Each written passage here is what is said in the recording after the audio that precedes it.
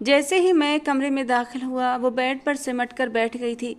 रोने की वजह से उसकी आंखें लाल हो रही थीं और गोरे चेहरे पर फैला हुआ काजल उसे और भी खूबसूरत बना रहा था। जो भी था, बट वो दुल्हन तो कहीं से भी नहीं लग रही थी। चेहरे पर हवाइयाँ उड़ी हुई थीं। उसे इस रूप में देखकर मुझे हंसी आई, लेकिन मैंने अपनी हंसी को दबा लिया, क्योंकि सिचुएशन ऐसी नहीं थी कि मैं हंसता, बल्कि मेरा दिल तो रोने का कर रहा था, मर जाने का कर रहा था। मेरा जी चाह रहा था कि अपना सर दीवार पर दे मारूं, क्योंकि जो कुछ इस बेवकूफ़ लड़की ने किया था उसने मेरी पूरी ज़िंदगी तबाह कर दी थी। इस लड़की का तो कुछ नहीं बिगड़ना था, क्योंकि पैसे वाली अमीर लड़की थी, लेकिन मुझे गरीब का बेड़ा गर्क कर दिया था इस बेवकूफ़ ने। जैसे ही मैंने दरवाजे को अंदर से लॉक किया, वो एकदम हकलाते हुए बोली, ये क्या कर रहे हो तुम? दरवाज़ा क्यों बंद कर रहे हो? मेरे हाथ कुंडी लगाते लगाते रुक गए थे। अगले ही पल मैंने कुंडी लगाई और उसकी तरफ घूम कर बोला, मेरा कमरा है ये, और रात को सोने से पहले मैं अपना कमरा लॉक करके सोता हूँ। ये कहते कहते मेरी आंखों में शरारत चमकने लगी थी। मैंने खुद के अंदाज में मदहोशी भरते हुए कहा, और वैसे भी शायद आप भूल रही हैं कि आज हमारी सुहागरात है, तो आज तो कमरा बंद करना बनता है। मेरे मुंह से ये शब्द सुनकर रुचि जी जान से कांप उठी थी। उसने उंगली दिखाते हुए मुझे चेतावनी दी, देखो मेरे करीब भी मत आना। अगर तुमने मेरे करीब आने की कोशिश की तो मैं तुम्हारा ऐसा हाल करूंगी कि ज़िंदगी भर याद रखोगे। उसकी इस चेतावनी पर मेरा गुस्सा 7वें आसमान पर पहुंच गया था। एक तो इस पागल लड़की ने मुझे इस हालत में फंसाया था, और अब ऊपर से मुझे धमका रही थी। मैंने उसकी उंगली अपने हाथ में लेकर मरोड़ दी और कहा, उंगली नीचे करो। मुझे भी कोई शौक़ नहीं है तुम्हारे साथ सुहागरात मनाने का। ये जो तुम इतना गुस्सा मुझ पर दिखा रही हो ना, अगर इसे अपने बाप पर दिखा देती तो आज यहाँ मेरी दुल्हन बनकर नहीं, बल्कि उस कमीने राहुल की दुल्हन बनकर बैठी होती जिससे तुम मोहब्बत करती हो। यार, मेरे पल्ले क्यों पड़ गई हो? मैं तो तुमसे मोहब्बत भी नहीं करता। वो अपनी बहती हुई नाक और अपने बहते हुए आंसुओं को साफ करते हुए बोली, तो मैं कौन सा तुमसे मोहब्बत करती हूँ? लेकिन क्या करूं, उस वक्त मुझे कुछ समझ ही नहीं आ रहा था, इसीलिए मैंने कह दिया कि मैं तुमसे मोहब्बत करती हूं। अगर ऐसा न कहती तो पापा मेरी शादी उस लड़के से करवा देते। राहुल मौके पर होता तो मैं राहुल का नाम लेती, लेकिन राहुल मौके पर नहीं था, और ऐसे में उसका नाम लेना मतलब पापा के गुस्से को और भी भड़काना था। एक तो पापा वैसे ही राहुल का नाम सुनते ही गुस्से से पागल हो जाते, और दूसरा, जब उन्हें पता चलता राहुल मौके से ही फरार है तो वो यकीनन मेरी शादी उस लड़के से करवा देते।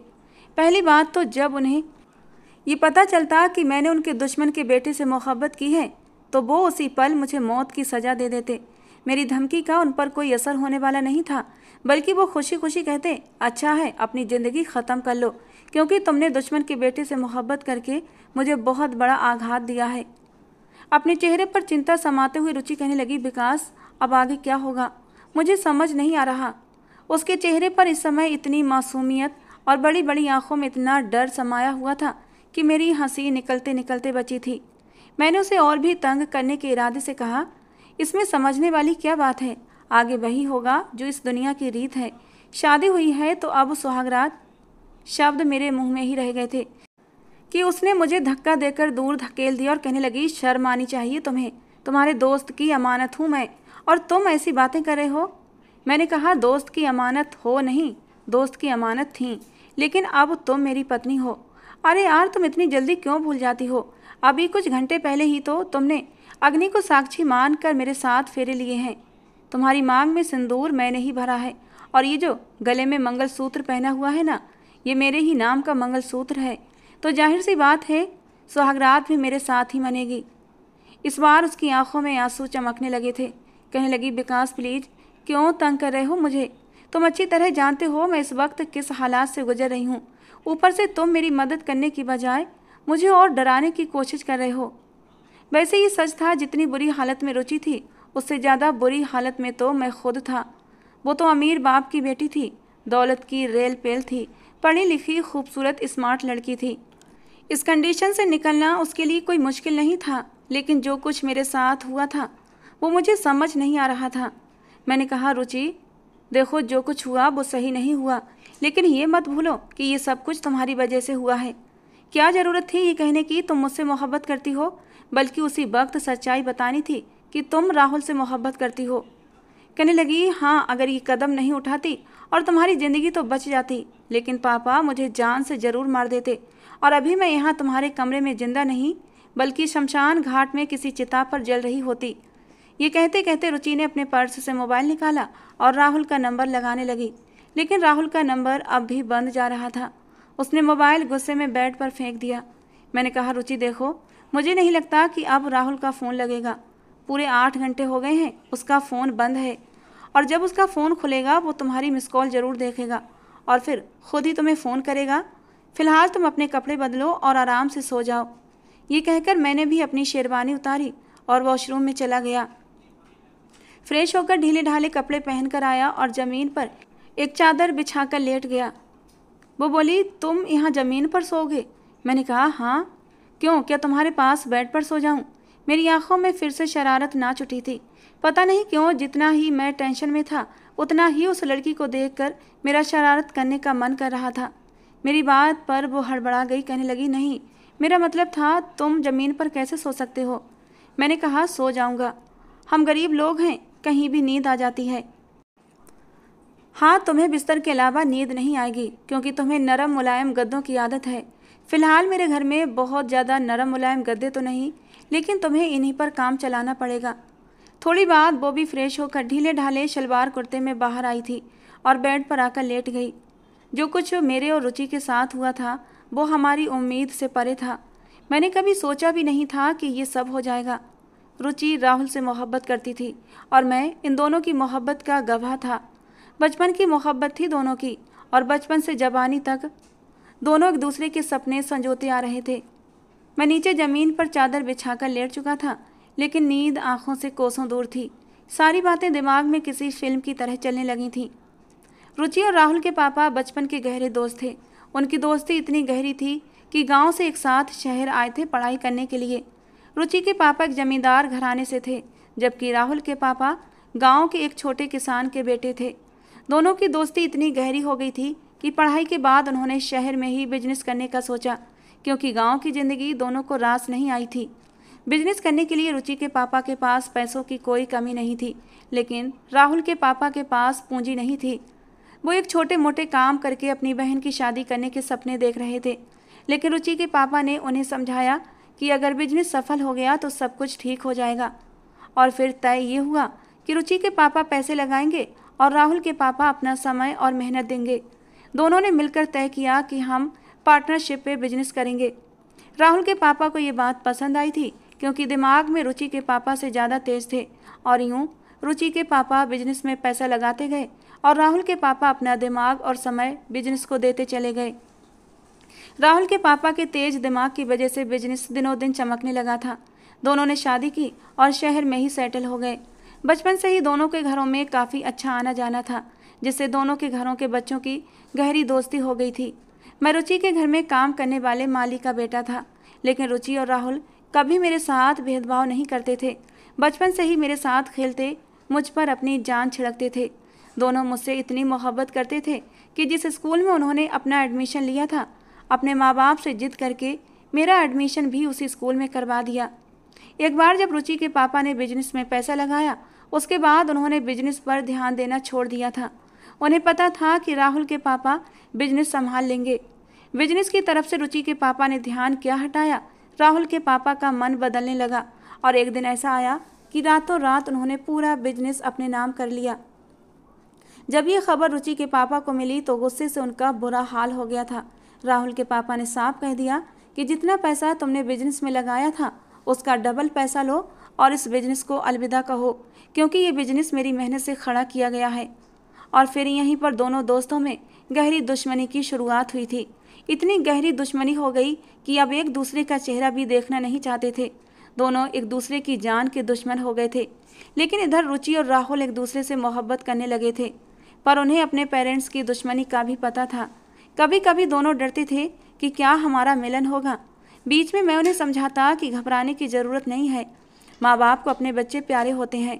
हो सकता है तुम्हारी वजह से दो दोस्तों की दुश्मनी ख़त्म हो जाए। लेकिन दोनों के पेरेंट्स के बीच दुश्मनी ख़त्म होने के बजाय और भी बढ़ती जा रही थी।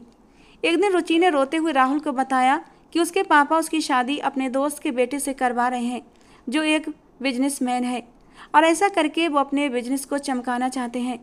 जब राहुल के पापा ने बिजनेस अपने नाम किया था तो रुचि के पापा ने एक नया बिजनेस खड़ा किया था। नया बिजनेस था तो उसे चमकाने के लिए उन्हें किसी सपोर्ट की ज़रूरत थी और इसीलिए वो अपनी इकलौती बेटी की शादी अपने दोस्त के बिजनेसमैन बेटे से करवा रहे थे ताकि अपने बिजनेस को मजबूत कर सकें। ये सब सुनकर राहुल भी परेशान हो गया था और रुचि के तो आंसू ही नहीं थम रहे थे। फिर दोनों ने तय किया कि वे चुपके से किसी मंदिर में जाकर शादी करेंगे। बाद में जब उनके पेरेंट्स को पता लगेगा तो वो कुछ भी नहीं कर पाएंगे। इस काम में उन्होंने मुझे भी शामिल कर लिया था। मुझे पंडित जी और शादी की बाकी तैयारियों की जिम्मेदारी सौंप दी गई थी। मरता क्या न करता, मुझे मजबूरन हाँ करना पड़ा। दोनों का इरादा रात 11 बजे घर से निकलने का था। मैंने शहर से बाहर एक मंदिर में जाकर दोनों की शादी का इंतजाम कर दिया था। सबसे पहले रुचि आई थी। वो एकदम सादे कपड़ों में थी। आते ही मैंने उसे मंदिर के पीछे बने एक छोटे से कमरे में भेज दिया था जहां राहुल ने शादी का एक महंगा लहंगा और कुछ गहने रखे थे, क्योंकि उनका इरादा सिर्फ शादी का नहीं बल्कि सुहागरात मनाने का भी था ताकि वे अपने आगे के रास्ते बिल्कुल साफ कर सकें।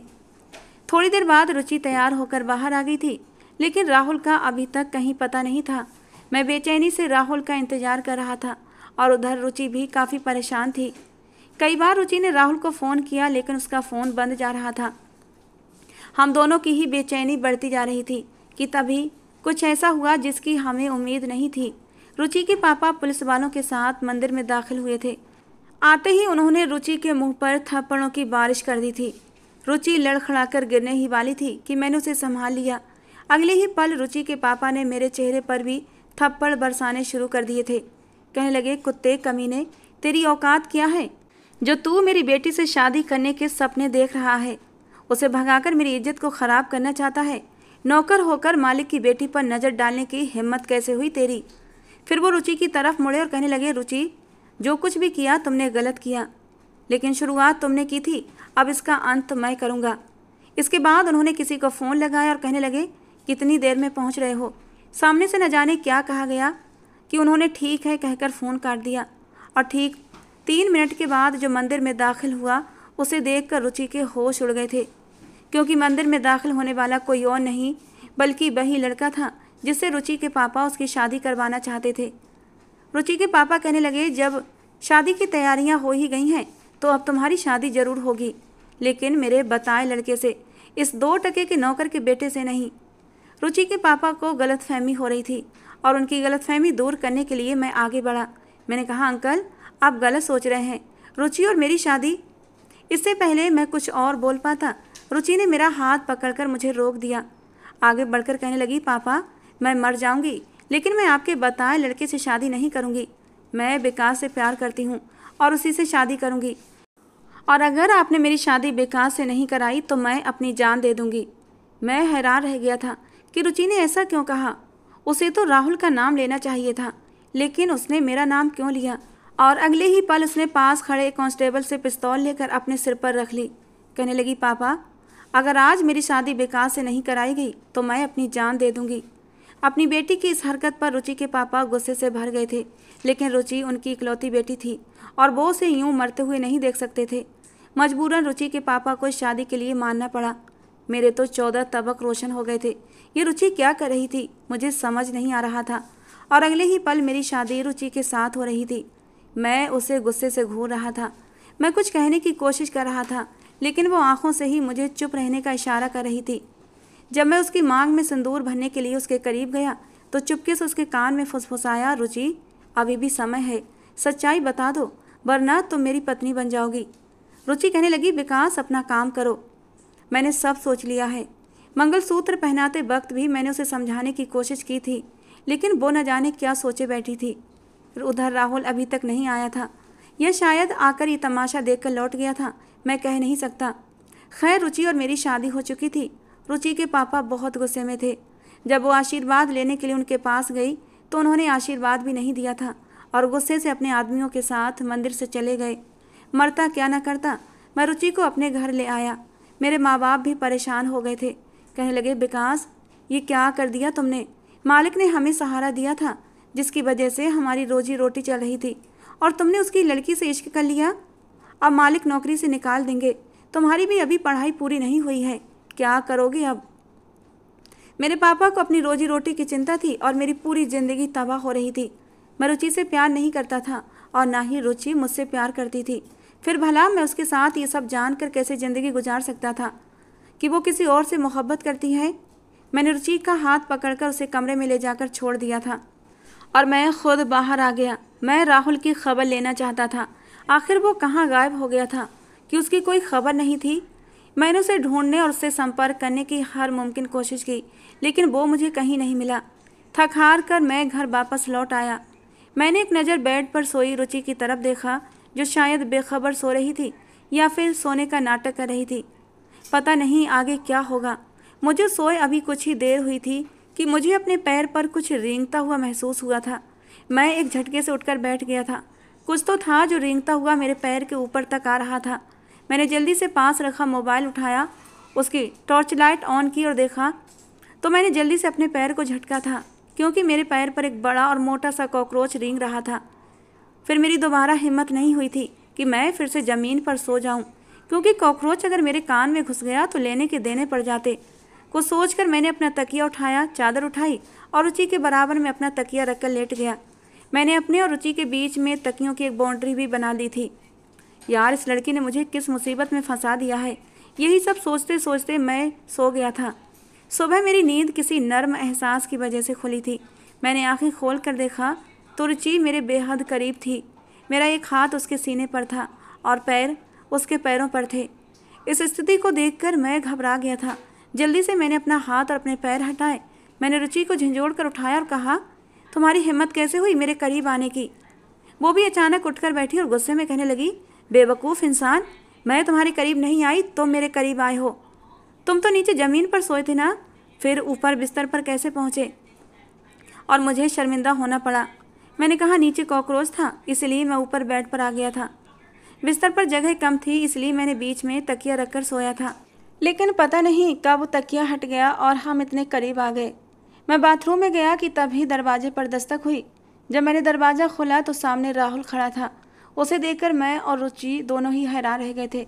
रुचि को जब होश आया तो उसने राहुल के सीने पर मुक्के बरसाने शुरू कर दिए। रोते हुए कहने लगी, राहुल तुम कहाँ चले गए थे? देखो तुम्हारी नादानी की वजह से आज मैं किस मुसीबत में फंस गई हूँ।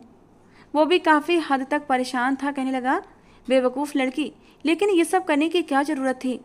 तुम इस नालायक की पत्नी बनकर इसके कमरे तक आ गई हो। इसने तुम्हारे साथ तो कुछ गलत तो नहीं किया ना? इसने तुम्हें छुआ तो नहीं? वो रुचि को गहरी नज़रों से देखते हुए कहने लगा और उसकी बात पर मैं वैसे ही गुस्से से लाल पीला हुआ बैठा था। उसकी बात पर और भी गुस्सा आ गया और मैंने उसके मुंह पर एक घूंसा मारते हुए कहा, एक तो मैं तुम दोनों के लफड़े के बीच में फंस गया हूँ और ऊपर से तू मुझ पर शक कर रहा है। अच्छे से चेक कर ले अपनी महबूबा को, मैंने उसे एक उंगली भी नहीं लगाई है। अगले ही पल राहुल ने मुझे गले से लगा लिया। कहने लगा, थैंक गॉड, मैं तो समझा था कहीं तुम दोनों ने पति पत्नी का रिश्ता तो नहीं बना लिया।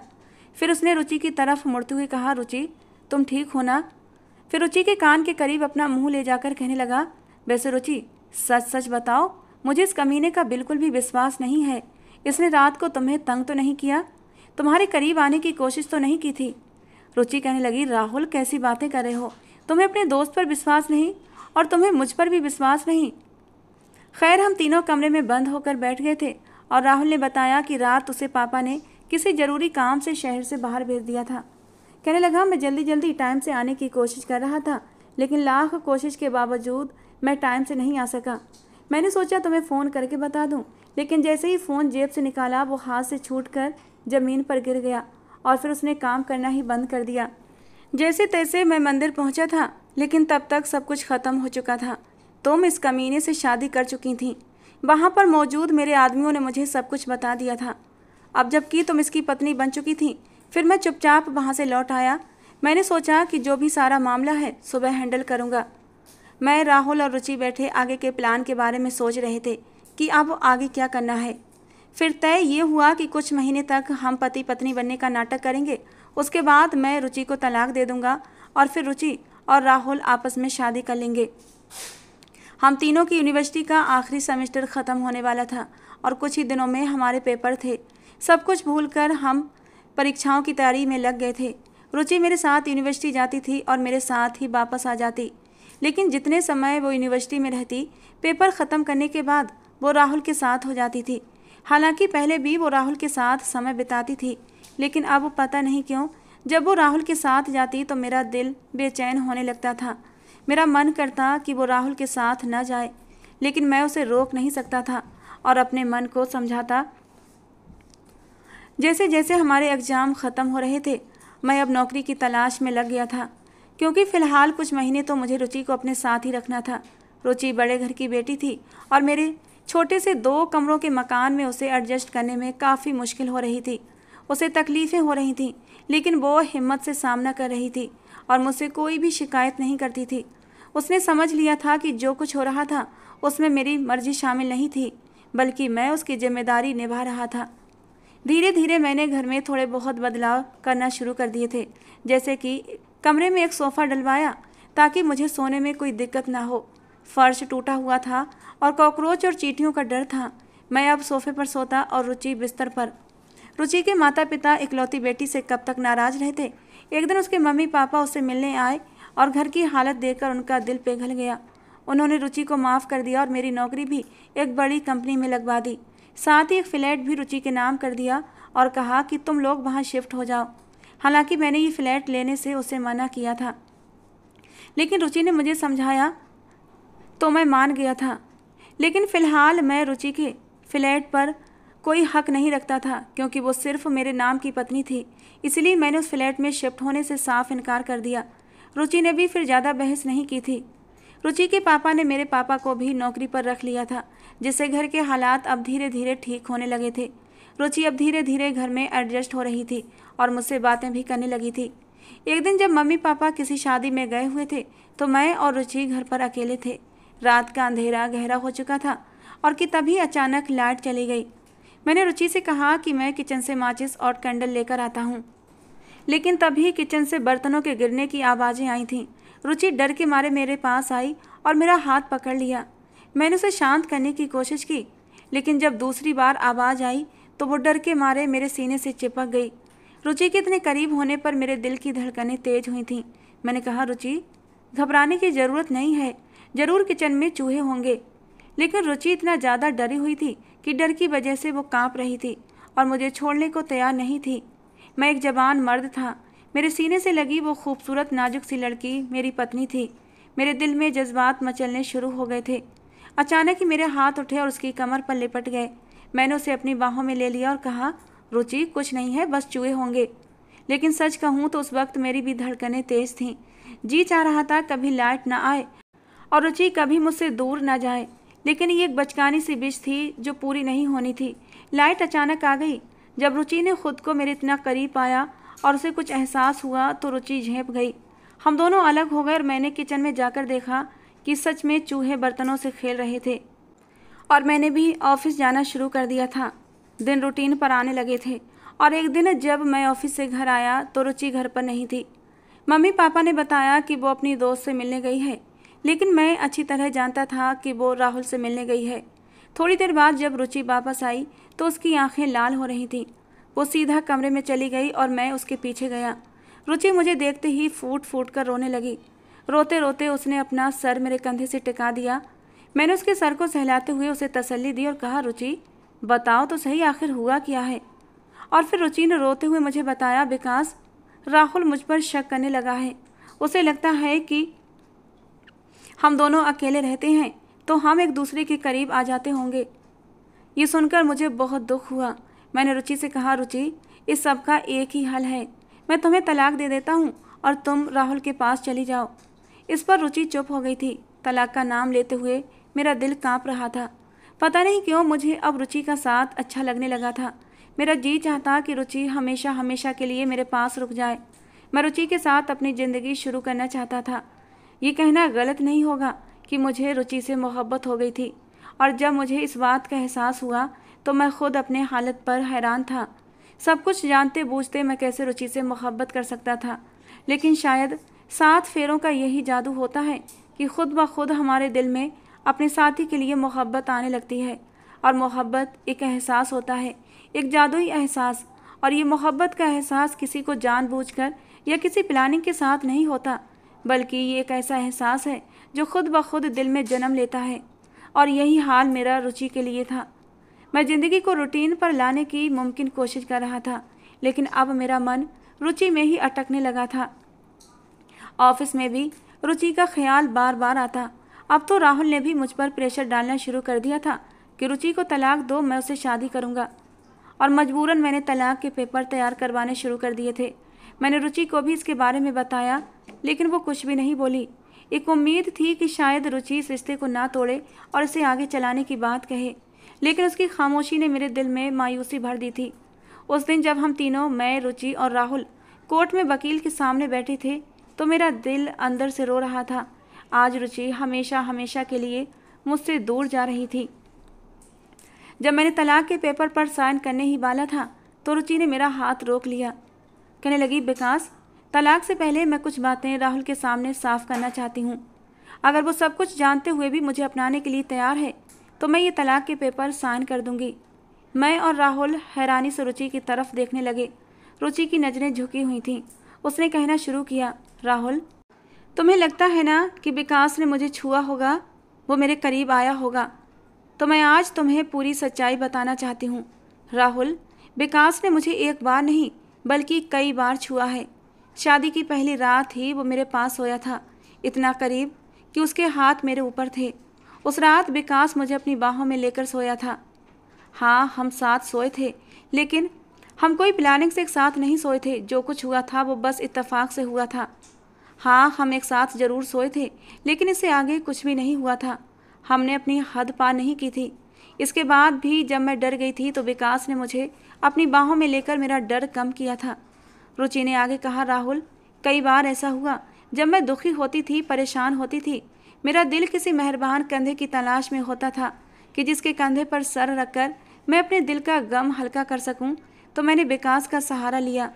लेकिन वो सब कुछ सिर्फ एक दोस्त और साथी की तरह हुआ था। वो कभी जानबूझकर मेरे करीब नहीं आया और ना ही मैंने उसे ऐसा करने दिया।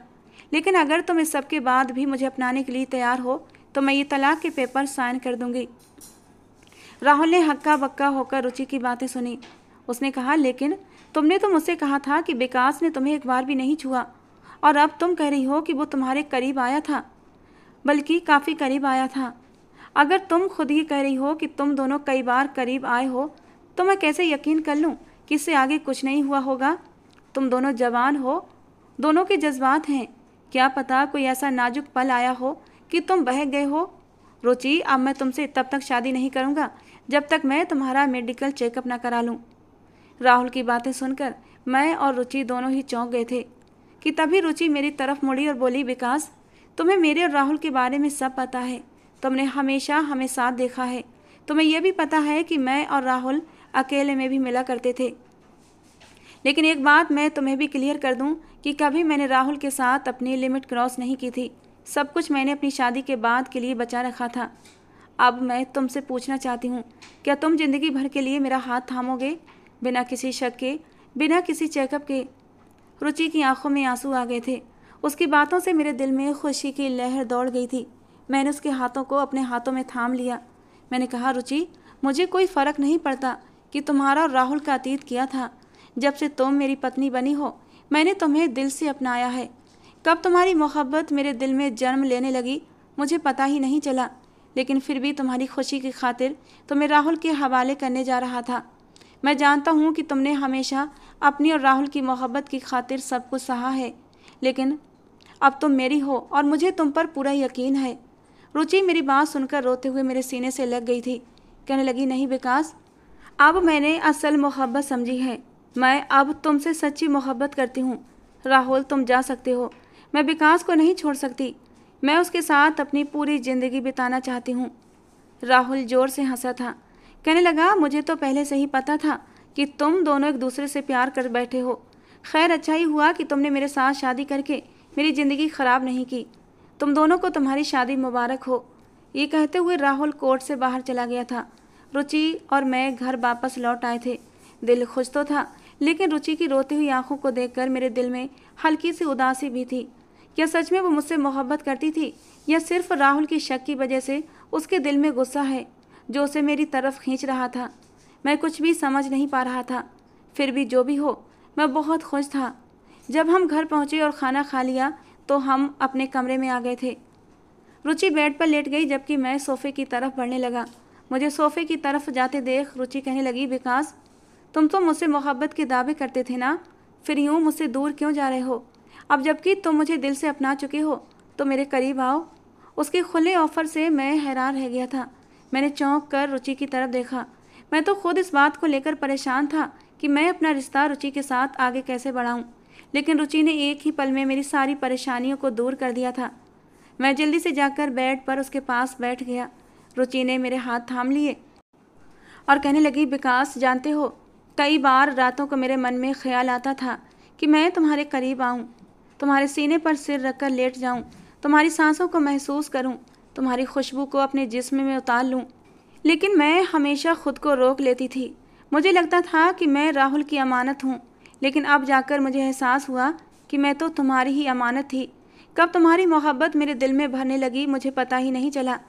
आज मुझे पूरा कर दो विकास, अपनी मोहब्बत से मुझे सराबोर कर दो। तुम्हारी मोहब्बत के लिए मैं कब से तरस रही थी और अपनी नादानी में मैं राहुल के पीछे भाग रही थी। राहुल को मुझसे मोहब्बत नहीं थी। अगर उसे मुझसे मोहब्बत होती तो वो मुझ पर शक नहीं करता, बल्कि मुझे हर हाल में स्वीकार करता। उसकी इन बातों पर मैंने रुचि को अपनी बाहों में समेट लिया था। हम दोनों के दिल की धड़कनें एक हो चुकी थीं। उस रात मैंने अपने पति होने का फ़र्ज निभाया था और रुचि को उसके हक की मोहब्बत दी थी। दिल में थोड़ा सा डर था कि शायद रुचि के दिल में अब भी राहुल ना हो, लेकिन समय के साथ ये ख्याल गलत साबित हुआ। रुचि मुझसे सच्ची मोहब्बत करती थी। मेरी गैर मौजूदगी में वो मेरी राह तकती थी। मेरी जरा सी जुदाई उसे तड़पा कर रख देती थी। कुछ समय बाद राहुल ने भी अपने स्तर की एक अमीर बिजनेसमैन की बेटी से शादी कर ली थी और इस खबर से रुचि को कोई फ़र्क नहीं पड़ा। राहुल ने अपनी शादी में मुझे और रुचि को भी बुलाया था। हम दोनों उसकी शादी में गए थे। राहुल का व्यवहार रुचि के प्रति सामान्य था। उसने रुचि से कहा, रुचि, मुझे खुशी है कि तुम अपनी ज़िंदगी में आगे बढ़ चुकी हो। शायद विकास ही तुम्हारे लिए सही जीवन साथी है। मैं भी अब अपनी ज़िंदगी में आगे बढ़ चुका हूँ, इसलिए मुझे तुमसे कोई शिकायत नहीं है। राहुल ने मुझे भी गले लगाया और कहा, हमारी दोस्ती हमेशा ऐसी ही बनी रहेगी। शादी से लौटते समय मैंने रुचि के चेहरे पर कुछ तलाश करने की कोशिश की, लेकिन वहाँ सिर्फ सुकून और मेरी मोहब्बत के रंग के सिवा कुछ नहीं था। उसने अपना सिर मेरे कंधे पर टिका दिया और मैंने गाड़ी चलाते हुए एक हाथ से रुचि को अपने और करीब कर लिया। अब मेरे दिल में कोई डर या वहम नहीं था, बल्कि सुकून था कि रुचि सिर्फ और सिर्फ मेरी है। तो दोस्तों, आज की हमारी ये कहानी थी विकास और रुचि यानी रुचिता के नाम। आपको कैसी लगी ज़रूर बताना। पसंद आई हो तो प्लीज़ लाइक करना। रोज़ एक नई कहानी सुनने के लिए हमारे चैनल को भी सब्सक्राइब करना। मिलते हैं दोस्तों अगली किसी नई कहानी के साथ।